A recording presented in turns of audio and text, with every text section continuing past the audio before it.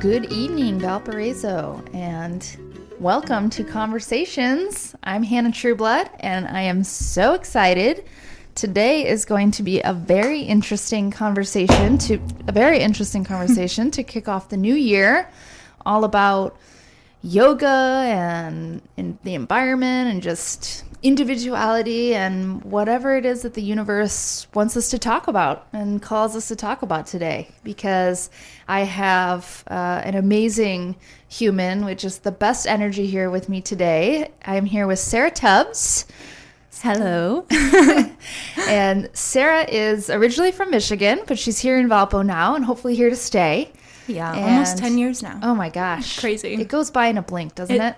Yes. I've lived here my whole life for 30 years, and it's like, wow, it's crazy. So yeah, she's here. She works for the Porter County Recycling District in their PR department. Is that right? Yes, ma'am. And has been doing yoga for just about a decade now, and has been teaching for going on. This will be your fifth year. Yeah, fourth year. Fourth year. Yes. So we are in for a real treat with Sarah today. Thank you, Hannah. I feel very grateful to be here and honored that you I love it. thought about a conversation with me. Ordinary people with extraordinary stories. Like, you fit the bill for that for sure. I like it. So just to kind of kick things off, how do you feel about just interconnectedness in general and how you have found that in yoga and just your journey of life so far? A great question. My journey of interconnectedness has been one that's always been with me. And I think one of the biggest feelings that I got of that was actually when I first came to Valpo. So like you said, I grew up in Michigan, but when I went to university, I knew I wanted to go out of state. And so I visited IU and Wisconsin and all these places in the Midwest still, but not in Michigan. And then I came to Valparaiso and felt this like innate sense of belonging. I didn't know anybody here. I didn't know anything about the town, but I drove in with my mom and I was like, I know that this is where I'm meant to be. And then ever since that feeling, I've sort of just followed that sense. And, you get off track with life and feelings and mental health and everything, but that sense of interconnectedness with everybody on the planet has always been there and stayed within me. And then yoga has just elevated that with learning about the soul, learning about the purpose of life, and deciding that is what I believe and that's what I want. And yeah, it's just changed my entire viewpoint of the world, of understanding the connection to animals, connection to the environment, and how we interact with it and how we interact with ourselves. So yeah, interconnectedness has been forever in my path and hopefully forever in my future, because I love that intuitive feeling of you are where you're meant to be. I feel like once you kind of wake up to that concept and you're made aware of that level of just everything is one and we are all kind of part of this whole ecosystem together, you can't really go back. No, you can't. And then if you forget it for a little bit, you're like, oh, wait, I need that back in my life, Oh, 100%. And I think with every phase of life, you learn new ways to come back to that feeling because, you change, you evolve, and it might not be the same as when you were 20 years old coming to that feeling versus 30 versus 40 and so on. So, absolutely. Yeah. So with that, let's kind of go back to when you first discovered yoga 10 years ago. You were a teenager. I did not discover yoga until much later. And I was like, when I was 15, I'm like, yoga, like, no, get out of here. I just want to hang out with my friends. Yeah. So dive into that a little bit. How did you find it? And where did that take you from, that time, super important, like going through changes time of our life as a teenage girl? Oh my gosh, yeah. It was so when I first started taking yoga classes and then first got into my first yoga teacher training, I would always say that yoga almost saved my life because when I was in high school, was a young girl, very influenced by the people around me, like struggling with body image, struggling with mental health. And I don't know, I've never asked my aunt this, but sometimes I think she saw that in me, and she actually took me to my first yoga class. So my Aunt Donna is the person that I have to credit for getting me into yoga, because I took one class, and it's been so long, I don't exactly remember how I felt after that first class, but I remember I never stopped. Shout out Aunt Donna. Yeah. I don't think she's listening, but well, she's there. She's there. She's there. Yeah. Yeah. So yeah, I definitely have her to credit. And then I was in this dark room doing yoga with all these other people, and everyone had their eyes closed. They're tuning into their own bodies.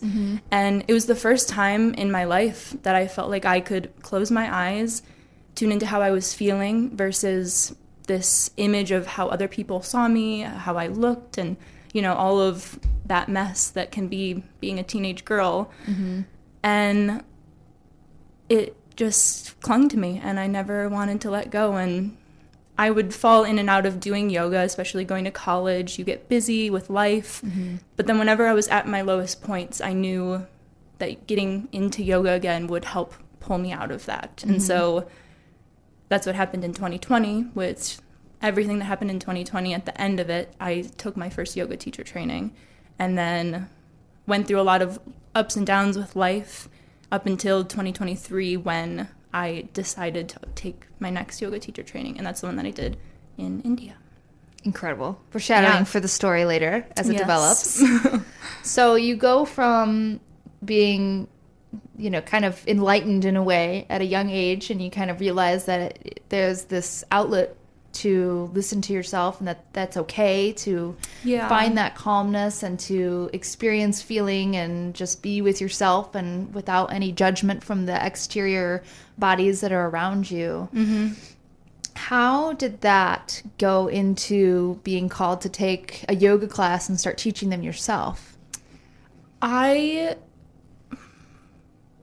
think that it was just an innate next step. You know, I was taking a lot of yoga classes and learning a lot about my body, but there's only so much that a yoga teacher can say at the beginning of a class to really understand the theory, the philosophy. And so during 2020, I had a lot of free time, and a yoga studio near here, Om Yoga Studio, was offering their next 200-hour yoga teacher training. And so it felt like that feeling of when I first came to Valpo of, this is the next step. And I don't know, I don't believe in any right or wrong step. It's just a step, and you are in that next step. So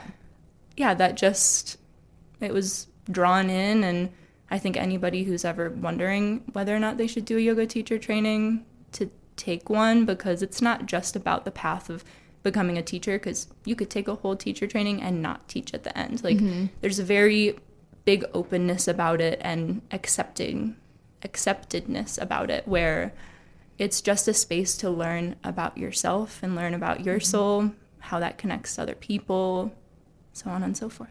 Yeah. Wow. But yeah. So it was during COVID. So was it like online? Did you? It was how did that work? I only had 4 people in my first yoga teacher training. Wow. And it was an amazing crew. You know, I still talk to those women to this day, and it was hybrid, I guess. Half online, half in person, wearing masks, distancing, you know, things like that. So crazy looking back at those times and just the things we did. Like when I was selling houses literally on the internet. Yeah. Over FaceTime. Oh my, yeah, no, everything during that time of life was very, very different. It's amazing. I mean, and I know obviously, you know, the pandemic was a terrible thing to have happen, and there were so many people who did not have, you know, fortunate circumstances through that, of course. But I find that I have talked to a lot of people, myself included, Joe, you included, one of my last guests, Nick Rapley, like we all kind of found this way into whatever the next thing was. Like we use that incubation period to really expand and grow. And I find that so fascinating, just in terms of like perspective You know, it's so easy for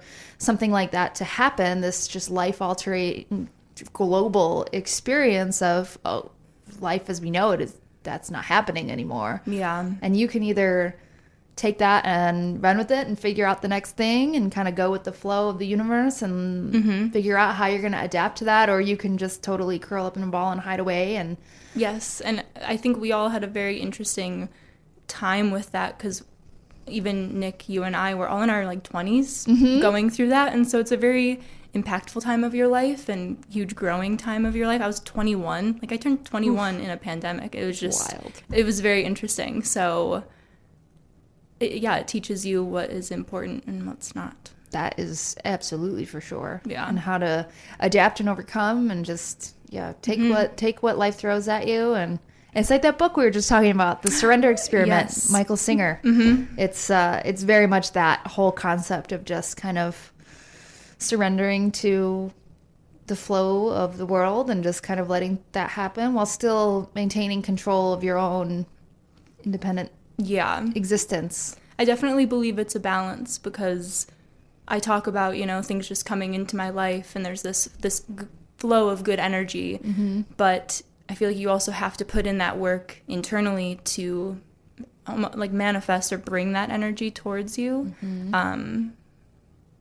Because it's very easy to get caught up in negative thought cycles, and I have been there many times myself. So 100%. Yeah.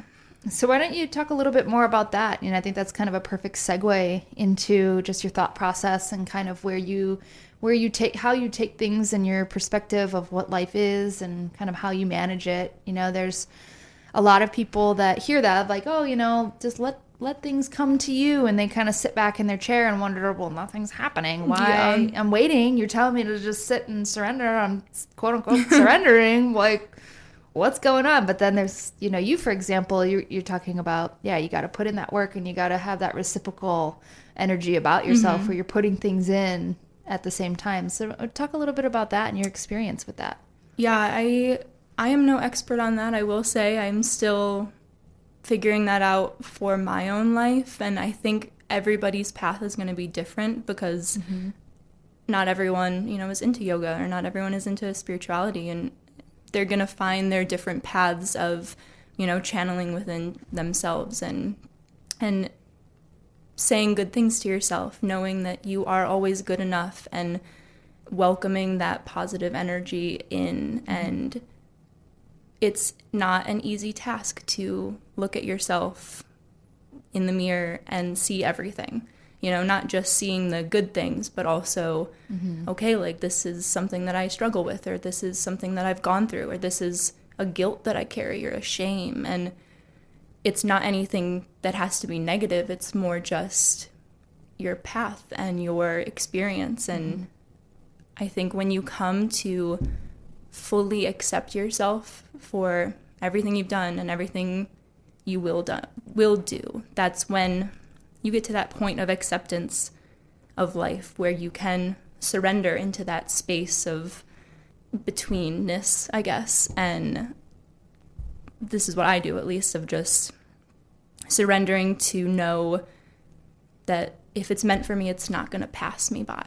That's a quote that I heard from a yoga teacher way back that still reigns true in my day-to-day life, where if something is meant for me, it will not pass me by. And I just continue that mantra and that, that energy of saying positive things to myself, like telling myself that I love myself, telling myself I love my body, that I take care of my body, that I am a good friend, that I love the people in my life, I think it's very easy to get caught up in negative thought processes of like, okay, this one friend told me something really negative and I hurt them on accident, or I hurt them and didn't know it.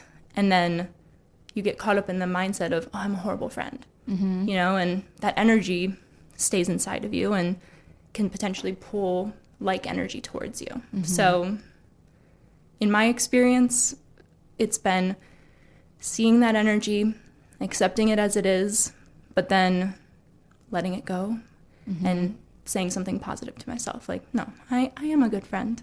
And I have these great people in my life. Hannah in my life that I did not ever expect to be on a little podcast with her. Like, I know, right? You know, making my latte at Dagger Mountain, and now we're having a podcast going deep into the spiritual conversation. Yeah. So it's just like, you never know where life is going to take you. So trusting that good things will come. I don't know. I am not an expert. I'm going to say that right now.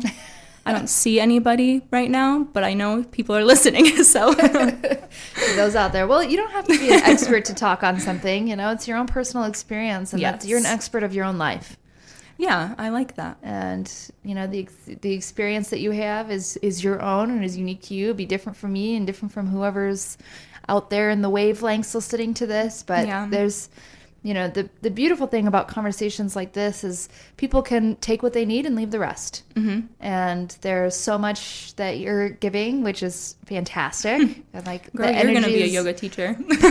You know, it's funny that you say that because I don't do a ton of yoga. I don't do it as much as I probably should. I find it to be very good for my body and for my soul.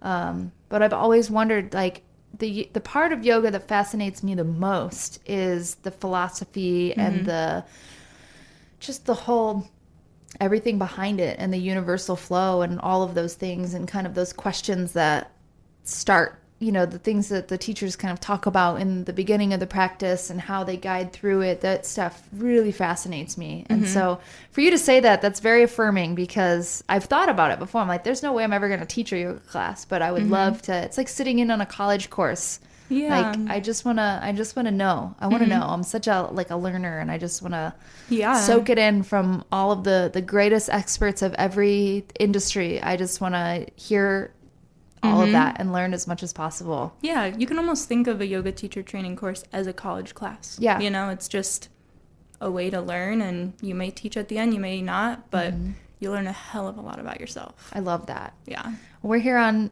WVLP 103.1. I'm Hannah Trueblood. This is Conversations, and tonight we are talking with Sarah Tubbs, a yogi extraordinaire and just beautiful person. She is so much wiser beyond her years, and it's amazing. Like, I feel like you have been around a few times. You're catching me at a good time. It's just channeling in at nighttime or something. I love that. I love that. It's so good. So that yoga class that we were talking about, it was 200 hours, you said? Yeah, so it's a whole course, and then it's 200 hours. It's counted differently based on which training you do, but that's your first one. Okay. Is a 200-hour, and then you go up to a 300-hour. Once you have both of those, you're a 500-hour teacher. Okay. And then you can just do so many more trainings after that. So how do you decide, or maybe how did you decide what kind of yoga practice you wanted to focus on in terms of your studies and your actual classes that you teach? Yeah. You should talk a little bit about that. So I have taken 200-hour yoga teacher trainings. So my first one was in 2020, and that was in the area. And it was a style that's very known in the Western world is vinyasa. And so that's more breath to movement flow, where you inhale, arms go up, exhale, arms come down. And that's the entire class. It's very focused on building that heat inside of you, having this like peak energy that you're coming up to, and then slowly coming back down from that. And so I took a training in that. It was like vinyasa style. And then after that training, I taught for about a year and a half teaching that style of yoga. But I never really felt super connected to it. And I think that is one reason why I fell away from teaching that style of yoga, because it didn't innately flow with my energy at the time. And so I took a few years off from teaching, still practicing on and off, but then in 2024 is when I did the teacher training in India, and I did a hatha style. So a quick rundown of history, I guess, is hatha is like the original yogic style of movement in asana. Okay. Asana just means pose. And so if you imagine monks up in mountaintops, like doing yoga, they're doing hatha yoga. Hatha yoga, okay. It wasn't until the 1970s that all of these other different styles of yoga started to come about, with Eastern philosophy coming over to the West and people being influenced by that, you know, and trying to start new ways of doing yoga. And so that's where vinyasa came from. That's where Iyengar came from. That's where a lot of other styles came from. And so this past training was hatha yoga, and it's a little bit more, you know, you're sitting and meditating. You're, you know, and it's not an easy thing. It's holding a pose for 3 to 5 minutes, or, you know, like, it's not an easy practice, I will say. But a lot of people see it as an easy practice because you're just doing like 10 to 15 poses, but you're holding each one for a certain amount of time. And then that challenges your mind. That challenges your breath, your muscles, your alignment. It's a whole other world of taking a yoga class. And I'd only taken a few hatha classes in the States. And then when I went to India, I was just like thrown for a loop because my first class, I almost passed out. Oh my gosh. We did breath work, and breath work has changed my life as well because it builds your core. It helps just like clear out any negativity from your mind, from your soul. It helps cleanse your blood, your lungs. It's just a great practice overall. We love the breath. Who's the one guy, the Iceman? Oh, Wim Hof. Wim Hof. Heck yeah. He knew something, you know? Like, I watch his videos, and I'm very astonished because, yeah, that man knew something about breath. Knew a lot about breath. Sitting in the ice water. Yeah, and his feet never froze. It's very Unreal. Very powerful practice. So when I took those classes in India and learned from source, basically, this style that I had never fully dived. We're not scholars here. Yeah, okay? sorry, my grammar isn't the best. Once I dove into that world, I just knew that that's what I wanted to teach. So that's what I teach now. And yeah, I think it's challenged a lot of people who come to yoga classes in the West and know vinyasa very well, but don't know how to sit and silence, you know, and breathe. It's hard to do in this society. It's a lot harder. Yeah. Absolutely. Some people are really great at it. But yeah. Anytime that I've sat in a yoga class where it's been like any sort of, for more than a few minutes, I feel myself getting antsy. And I know that means I need to lean into that more. So yeah. I didn't know about, this is so great because I knew you taught yoga, and I knew you taught a different kind of yoga than what I was familiar with or that most people knew. And I know that I've been wanting to come to your class to find out, but I haven't like I don't know what kind of yoga this is. And so now I know. It has a strange name too, because there's also many styles of hatha yoga. And the style that I was taught in India that I honor and teach here is Sivanandra. So that's like a whole other conversation of, it's hatha yoga, but then it has a lot of different elements to it about breath work, mind work, physical work, and rest. Proper rest is very important. Wonderful. That's a very important piece of the entire practice. It's so important. I know a lot of people just love that end shavasana, just laying there. Oh, yeah. My favorite pose. It's a great pose. So with this whole concept of going out and going all the way to India to get this 200-hour certification in this type of yoga that's not super popular or well known on this side of the earth, how did you come to that conclusion where you're like, all right, I'm booking this trip, I'm going to the other side of the world, and I'm bringing this home?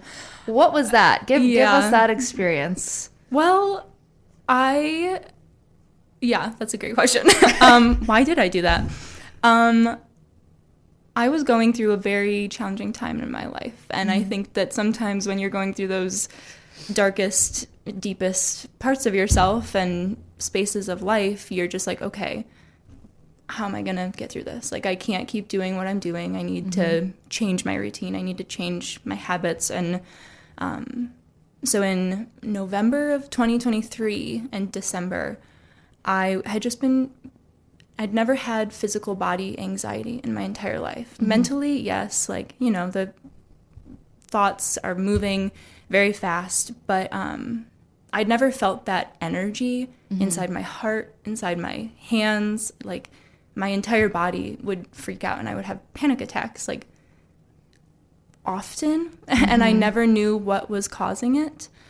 And so something in me was just telling me, like, you need to take a break. You need to focus on your body. Like, I'm very, very grateful that I had the opportunity and I had a lot of support from other people to go to India. Like, I would not have been able to do that without my family or with certain people who support me. And I feel very grateful to have been able to take a step away for 2 months and ask myself where this anxiety is coming from, ask myself any question that I had and really look at my thoughts. And so I think it was just those deep times of pain and guilt. I was, beating myself up a lot in shame of the things in my life, certain things in my life, that I just came to the decision where I was like, I can't keep doing this. I need to do this. And, I had a job at the time that I was able to take 2 months off, and they were very great about letting me do that. So it's like, when in my life am I going to have a chance like this where I just take 2 months off and have this support? So, just did it.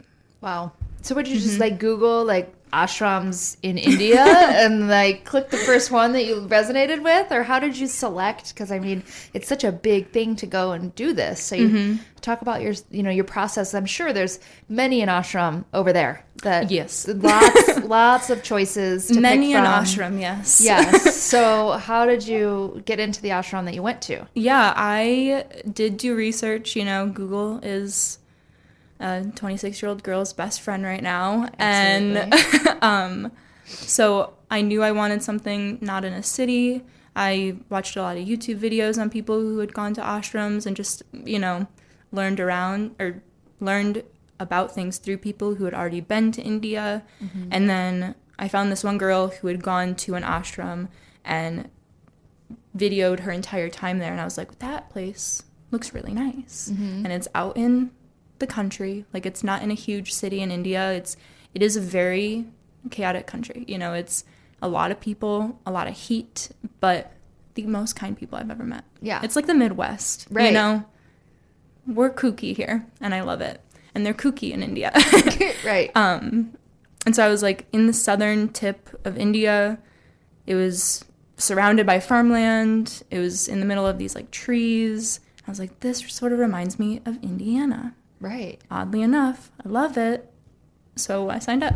And wow. I had to send an email with answering all these questions, and then they accept you or not. So incredible. You I was like, and off you went. If it's meant to be, it will not pass me by. And I sent out my application, and a few days later they accepted. So wow. Yeah. So this was your first time going to India, I would assume? Yeah, first time going to a third world country. Wow. Have you ever been to one? Jamaica's a third world country, right? I'm not sure. I don't know. That's probably the closest that I've been to one. Okay. But yeah, it's a completely different experience. Yeah. The way that people live and are happy to live. Yeah. It really sends you home very humble and fully aware of the overabundance of everything that we have. Yeah. This is so random, but India is very loud. There's a lot of movement, there's a lot of sounds, there's a lot of music. And I remember flying back into Chicago, and my partner was coming to pick me up, and I was standing outside. It was a little cool. It was in March, and it was quiet. And I thought Chicago was quiet. Yeah. I was so shocked. I was like, oh my gosh, it's so peaceful here. Because India was just wow, it's not quiet at all. Wow. At least in the cities. Yeah. How did you get? So you hopped on a plane. It's what, 12 hours, 13 hours on a plane? Yeah, it was 2 9-hour flights. So oof. Okay. Yeah, but I had studied abroad in Australia, and so that's 30 hours of travel over there. And I'm an only child, so I've been on my own for a lot. And yeah, how to occupy your time. Yeah. Oh my gosh. So to be honest, I love spending time by myself and need it to feel good. Loneliness is good sometimes. You got to have a little bit of it. There's a good side to it to lean into. Yeah, I think there's a difference between feeling alone and being lonely. Yes. You know? That's a good... Yeah, it's good to be alone sometimes and just let yourself be who you are with no other input, you know? Doesn't have to lead to loneliness. Exactly. Yeah. Exactly. So you were not lonely, though, when you were in India. You get off this super long trek and what, you hop on one of those little bicycle things and go through town? Like, how did you get to the ashram that's in the middle of nowhere? Yes, this is where I say I'm very grateful for my support in my community, because my dad was actually in India. No way. Working at the time. Oh yeah, my gosh. so he'd been there for a year, and so I had gotten a free flight over there because my dad's work let him, you know, pay for his family to go over there for a year. He's like an electrical engineer, top dog energy. But shout out to Dad. Wow. Yes. Yeah, my dad's always supported my solo travels, and I'm very grateful for that, because I think he sees he used to do that and did that all the time. So I feel connected to him in that way. I love that. So I got off the plane, and then my dad was there. Okay. So, you know, I got to go to his apartment, hang out with him for a few days, which really just was me sleeping all day and being up all night. Yeah. And because it was exactly opposite from Indiana. Really? Exactly 12 hours. Oh, man. So my jet lag lasted like 8 or 9 days. It was really hard. I cried a lot because you're so exhausted. And I was doing like 2-hour yoga practices and meeting all these new people. And when you meet people, you want to like feel your best. And, you know, but everyone was in the same boat of just like, I don't know where I am. I don't know what I'm doing, but we're here and we're exhausted. But ultimate social experiment. It very much is. Yeah. Yeah. So yeah, an ashram. I mean, I've read about them. I know about them. What does it actually feel like to be in such a energetic, I don't know if that's even the right word, because it's so peaceful, but also there's just so much that happens there. It's such a magical place.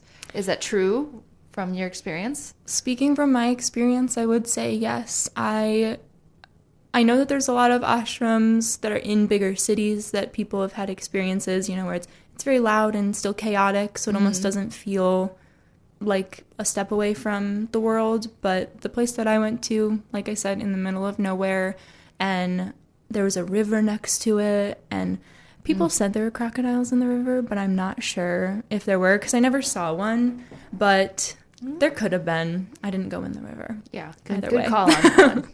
Yeah, I was like, I'm not going to go back to the States without a leg or something. Right, we're not trying to go that crazy. No, so yeah, the energy was very, very peaceful. It was all green. It was summer in India, and there was no rain while we were there. It was very hot, but I don't know, just like, I love the heat, and it just makes you feel so comforted. And I'm not gonna lie, one of my first nights there was really rough because I wasn't sleeping, and so that like panicky energy came up in me again. And there was an Ayurvedic doctor on the ashram's location, or on the site, and I was crazy. Well, not crazy, but I like woke her up at 2 in the morning, freaking out, thinking I was having a heart attack because I'm in the middle of nowhere. I don't have cell service. Like, if something happens, my dad is 5 hours away. Like, I don't know what, at least he's 5 hours away, not a whole country away. But it was very, very scary and crazy that first night. But then I talked to this Ayurvedic doctor. She like held my pulse. She's like, you're gonna be okay. Everything's like, her peace and calmness just like put me down. And I slept that night for the first time. I think she also was like, you're exhausted and you have heat stroke almost, because it was so hot there. And she gave me some like water with lemon. Wow. Changed my life. Water with lemon. Water with lemon. Yeah. So. Isn't that funny how like the littlest things can really make such a big difference? Yeah. Or like the caringness of just one random woman in India. Like, I would have never known her. And I found out her and I have the same birthday. No like way. 3 weeks later. Yeah. That was fated for sure. I think so. Wow. Mm-hmm. Oh yeah. my gosh. Great lady. So did they speak English there, or did you have, Yes. was there a language barrier at all? There was in some cases, but all of the teachers spoke English and Hindu. But there's so many different languages in India that, like, Right.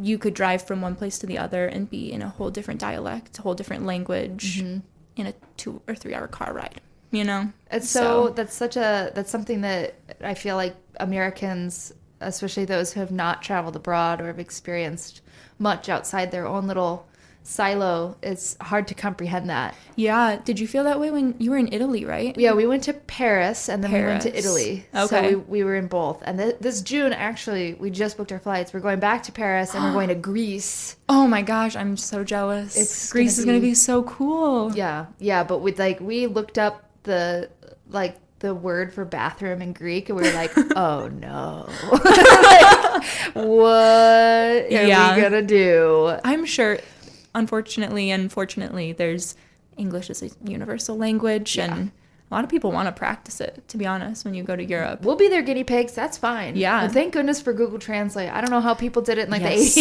80s because we had a couple of instances where we would talk into our phones and then hand it back and it would translate for us. And that was a lifesaver in a couple of situations. But Yes. that was, and to not know for sure like what language, like there's so many languages in Europe and Oh, yeah. and especially in an international city like Paris and in Rome, you never know what you're going to get. Yeah. And Did you drive or did you take a train there? we flew to Florence from Paris, and then we Okay. rented a car. And that story about the car is a whole podcast. And Yeah. then we drove from Florence to Rome and then flew back to Paris from Rome. So we did a Okay. mix. We didn't, that was a wild experience. They still drive on the right side, and Yeah, they're on the same Italy? side, Okay. as us. If it was the other way, we wouldn't have driven. yeah, I Because think it's just the UK and Australia and New Zealand, maybe, and this- India. In India. They Yeah, do I was like, wait, there was one other place. That would give me so much anxiety. Yeah. Oh my gosh, or the little motorbikes in India. yeah. Have you seen those? In Yeah, the that's what I videos? was wondering. Like, did you take that to your ashram? No, I didn't want to take one of those. I just took a tuk-tuk, which is like one of those little 3-wheeled cabs, basically. For 5 hours? We were in a car for like 3 hours and then a tuk-tuk for 2. Wow. But it's really nice. That's amazing. Yeah, it's nice weather, the breeze. Beautiful. Mm-hmm. Incredible. Cools you down. But what was the one thing, if you could pinpoint one thing from that entire experience of going to India and learning this you said Hatha? Hatha, yeah. Hatha. What would be the one thing, the biggest takeaway that has really impacted you as an experienced yoga person that was surprising as someone who had a lot of experience from yoga in the past, and to just be, what was that takeaway? Okay, wait, I gotta think about that for a second. The biggest takeaway That you weren't expecting. that I wasn't expecting. Yes. Probably the first thing, I'm just going to go with the first thing that comes up to my mind and not think about it anymore, is that you have all of the answers within you. That's a perfect answer to the question that you were having to think about. I love that. Yeah. I was like, that's going to be my answers. You may not know it, but You know it. you know it. Maybe you don't know it yet. It's not your time to know it yet. Ooh, that's a good one. I I like think that. sometimes you have to work through different situations and triggers and traumas and conditionings of being a human in this world to get to that point of knowing where you're meant to go next, or knowing whatever you need to know. Yeah, that's a great answer. I love that. I'm gonna Thanks. internalize that one. That was good. Thank you. That was really good. Well, that I think is a great segue into my next question. You've touched on this a little bit, but I'd like to dig a little bit deeper for people that are listening, because I feel like in the spiritual world and in the yoga and those, just that area, that genre, I guess to call it, sometimes it feels like there's a lot of just toxic positivity to the point where it's like only good, only good, only good, like good, positive energy, good thoughts, happy thoughts only, no bad thoughts. Like, you know, you're powerful and you're like all of these things, and that's so great. Except there's so much to the other side of it, that shadow work of, you know, really understanding not how to avoid negative feelings, but how to process them appropriately. Yeah. And as a person who's on a spiritual journey and has been for many years, I see so many people, myself included, that kind of get caught up in that and feel invalidated. Like, well, I can't be positive petunia 100% of the time. Like, you're gonna burn yourself out, girl. I must be flawed.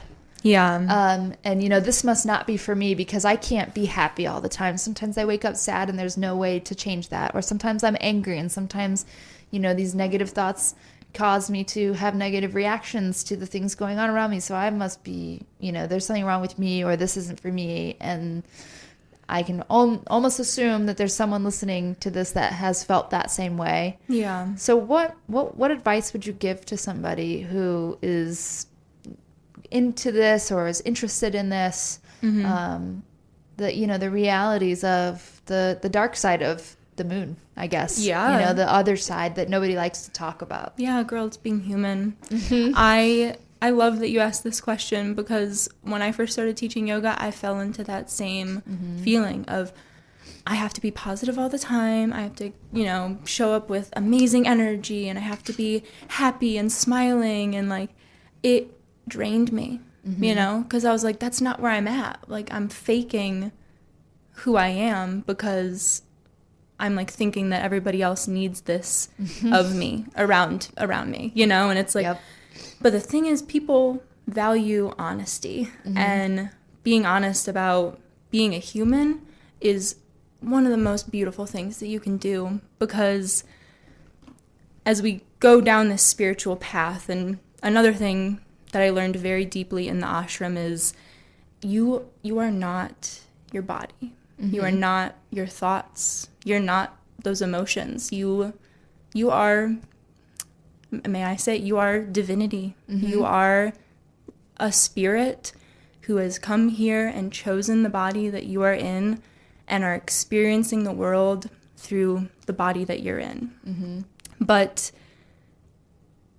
that means that anything that comes up is this human experience, you know? And I feel like if you have a dualistic thought process, and that's why Untethered Soul should be the next Michael Singer book you read, because he talks all about that, where it's you are not this body. You are divinity, and when those hard things come up, you just see them as what they are, and you accept all parts of you. You accept that this is the human experience. It's not easy all the time. It's not what social media puts out there. It's not what these hyper positive yoga teachers or fitness workout people are putting out there. You know, it's hard. It's challenging. You might sit on your mat and lay down and cry all class. Like, that's maybe just what you needed as a human. But to remember that you are good. You are intrinsically love and light and divinity, and to know that fully. And I think that's where meditation can also be very helpful, because you witness yourself thinking. You witness yourself seeing these thoughts, but you're witnessing, let's see if I can explain this, you're witnessing thoughts from something else. So if that thought is over here and you're seeing it, then who's witnessing it? You're the witnesser. You're not this thought. You are just love. That is a fantastic way of putting it. Yeah. I love Untethered Soul. Yeah.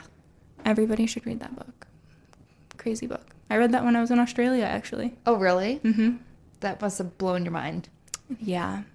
I needed someone to read it to me in an Australian accent, and then it would have been perfect. That'll be the next thing that we do. We'll just start the book club where we just read certain books in different accents, and it'll really send it home. Mm-hmm. I know. We need to start a book club I'm in a book club right now, but we're reading Romantasy. Okay. Shout out to anyone who reads Romantasy. But I feel like it needs to travel back and forth between maybe like a spiritual book and Romantasy, because, you know, it's a good balance. Sometimes if you're too deep into those spiritual books, I don't know about you, but you're like thinking about yourself too much. It becomes an issue. It's like to a fault. Yeah, and it almost like there's a lot of those like hyper spiritual or hyper positive people, but then also like hyper spiritual people where it almost enlarges the ego in a negative way versus being aware that you are always a student and, you know, everyone is at the same level. That's right. I think the ebb and flow of that is so important. Like, I don't read as much fiction. I really don't read any fiction, actually, if I'm being honest. You're so smart, though. You are in the politics. You are in the real estate. I am astounded by you all the time. Because, I don't know. It's messy, you know, under the water. I'm like the duck that's, like, floating gracefully, but underneath, like, the feet are, like, going, like, that's me. But, like, to your point about, you know, having to kind of step back from something, like, you can't take it all in 100% of the time. Like, I really am big on business books and entrepreneur books and, you know, personal development and, you know, this and then, like, David Goggins and all of that, like, hard in your face, like, serious build, big, dream bigger, like, think bigger, all of that, and, like, technical real estate stuff. Yeah. And I love it, and I can overconsume that sometimes to the point where it's detrimental to me. And I am so grateful that this book, The Surrender Experiment, came into my life at the time that it did, because I needed something else, but I didn't know what it was that I needed. Or that I even really needed anything else. So shout out to Alex Benaya, and he is an author himself, and he's the one who gave this book to me. Oh, nice. And a local? No, he is not local, but we spent some time together in North Carolina. Aww. That's a whole other thing too. That's cool. Another podcast. We'll talk about that off the air. Yeah. But and he gave me this book, and it is, I like have not been able to put it down, and it's been everything that I needed at the right exact moment. And then to have you coming on the show too, I was so excited when we solidified this. It's like, oh my gosh, I'm reading this book, and I have this amazing yogi woman coming on. I mean, this is divinity at work right now. Hey, I came into your life, you came into my life. I love it. Divine timing, baby. I love it so much. So aside from, I mean, the obvious, like, Michael Singer, we're the Michael Singer fan club here tonight, but yes, there's a book here that says we have a Michael Singer book. That's why his name keeps popping up. It's relevant to our situation right now. But so if somebody hears this and they're like, wow, like, this is so cool, I'm so into this now, where do I start? Who are some of your biggest, you know, yoga or spiritual inspirations that you would recommend for anyone's practice? And also, quick point, I want to say that, you know, you can experience this without it being uniquely, you know, spiritual without a religion. Like, this does not have to be, you don't have to be Christian, you don't have to be Catholic, you don't have to be Hindu, you can be any of them or none of them at all, and you can still find it, like, it can still be relevant to whatever your spiritual belief is. So I wanted to put that out there really quick. No, that's something I say before I do my kirtans. Kirtan is yogic singing, so you're singing to this, you know, energy, divine source, but not everyone that comes in, you know, there's people who believe in Jesus, people who believe in Muhammad, you know, like people who believe in their own path, and that is beautiful. That's the thing about being human, is everybody has their own path, and why are we judging other people for what they believe? As long as you believe what you believe, go with it. Right. It's your source, whatever your source is. Yeah, and maybe it's just energy. Maybe it's just happy thoughts or positivity. It doesn't have to be a person or a being, you know, because I've also come into contact with a lot of people who just don't feel very spiritual, and it's more just, good energy. The physical, and energetic experience. But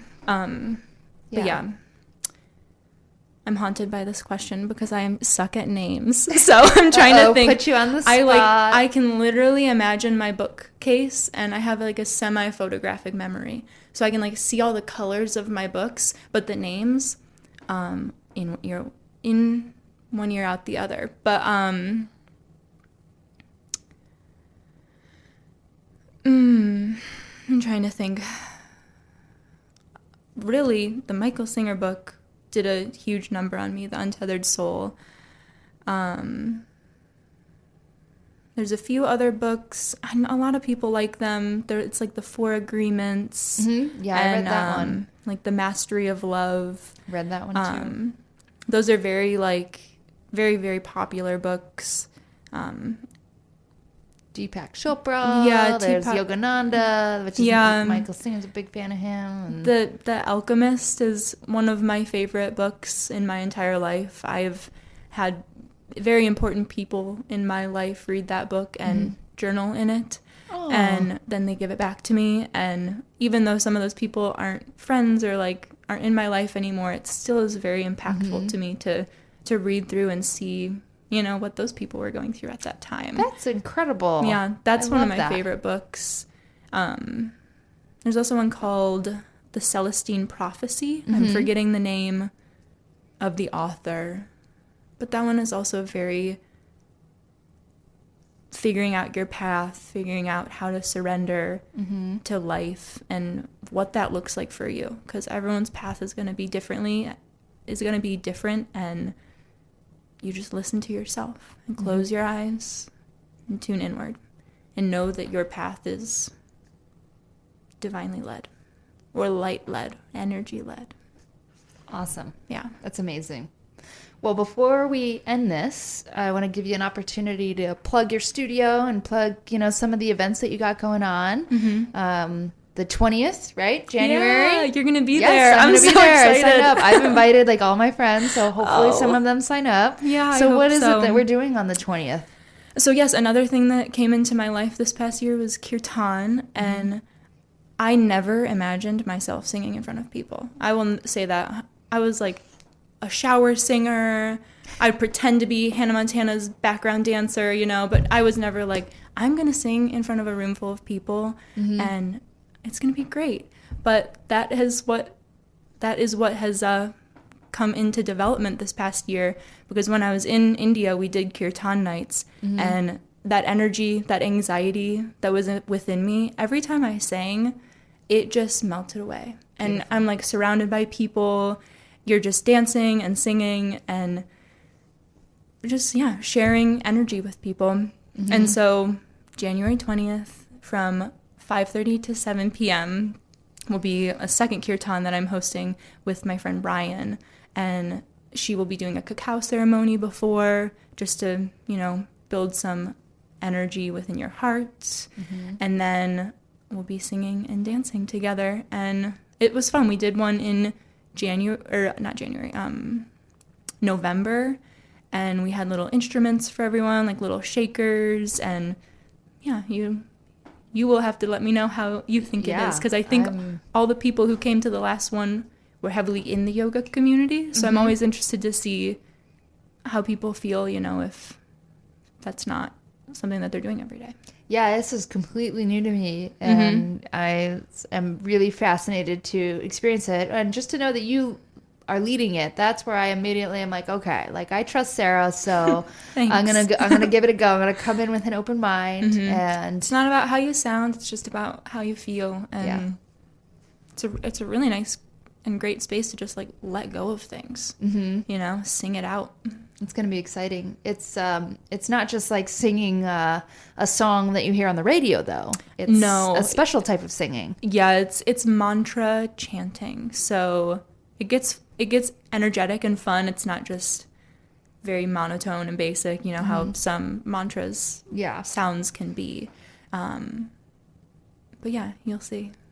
And everybody else will see it when they come. So if they were interested, which everyone listening is so interested and can't wait to sign up, where do they go to sign up for this amazing event? So I teach at Om Yoga Studio. I teach at 7 a.m. on Tuesdays, so tomorrow morning, and then Sunday mornings at 9.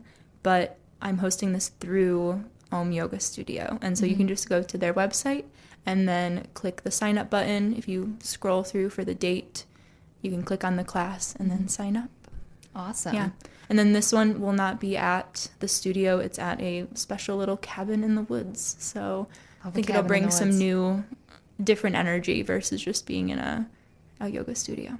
It's going to be awesome. Thanks. I'm so excited. And I'm so happy that we got to have this conversation. I can't believe that we're already at almost an hour. I keep talking to you. Literally. I feel like you asked me a lot of questions and I was like, and I was answering them, but I need your answers too. Well, you're my guest, so yeah, next time I'll have to be your guest. We'll flip the script. So oh, yeah, I'd love to ask you questions one of these days. Yeah. Yes. So this has been riveting and fascinating. I got like chills throughout the whole night. Just thinking some of the things you were saying really resonated with me, and I hope that anybody listening feels the same. So where can people find you to continue to follow along with you and your journeys? Yeah, my socials for yoga are sarahs.yoga.space. So Sarah's Yoga Space. And yeah, that's where all of my updates come through. And if anyone has any questions or comments or anything, they can DM me on there. Incredible. Yeah. Well, we have 2 minutes left. And I'm going to totally like throw something out here right now. It just feels like the right thing to do. How do you feel about doing like a little like 60 or 90 second, like 2 minute little like visualization, little quick meditation that anybody listening can do with us really quick? Love to it. like ground and just go into the rest of our evening and the rest of our life just feeling good and whatever you want to do. Are you cool with that? I am totally down for that. Okay, awesome. I've never done it via radio. Yeah, so. It's a little last second guided meditation for everybody. Okay. For everyone listening and Hannah now in the room, you can begin by just closing your eyes, gently placing your left hand on your heart, and then your right hand on top of that. Taking a deep breath in through the nose, filling up the lungs. Exhale it out completely. And slowly tuning into the physical body. Maybe noticing the pressure of your hands on your heart. Noticing your heartbeat. The sky is blue. And there are big, white, fluffy clouds. You feel the heat from the sun shining down on your face and skin. Imagining energy pushing from your hands into your heart center, sending yourself love and light, no matter what's going on in your life. Know that there's someone who loves you and cares. And when you're ready, just slowly wiggling your fingers, pulling your hands away from your heart center and placing them beside you. And when you're ready, taking a deep breath in through the nose, filling up the lungs, and exhale out your mouth. Slowly opening the eyes, coming back to the physical world, and knowing you are at peace. Beautiful. Thank you. I've never done that without seeing people in front of me, so. Well, now here we go. It's infinite now. Yeah, it's out there. Well, I hope that everybody enjoyed that as much as I did. That was really great. Thank you for that. Thank you for all of your time and your energy and your everything that you do. I'm so excited to see what else you do next because you are just getting started, girl. Thank you, Hannah. Thank you for letting me be here and talk talk about my stuff. And, Yeah. you know, I'm sure I've talked my friends' ears off. So it's always nice talking to more people. Absolutely. Well, that is that, folks. I'm Hannah Trueblood. This is Conversations on WVLP 103.1. Everyone have a beautiful, peaceful, wonderful January, and I will see you all next month.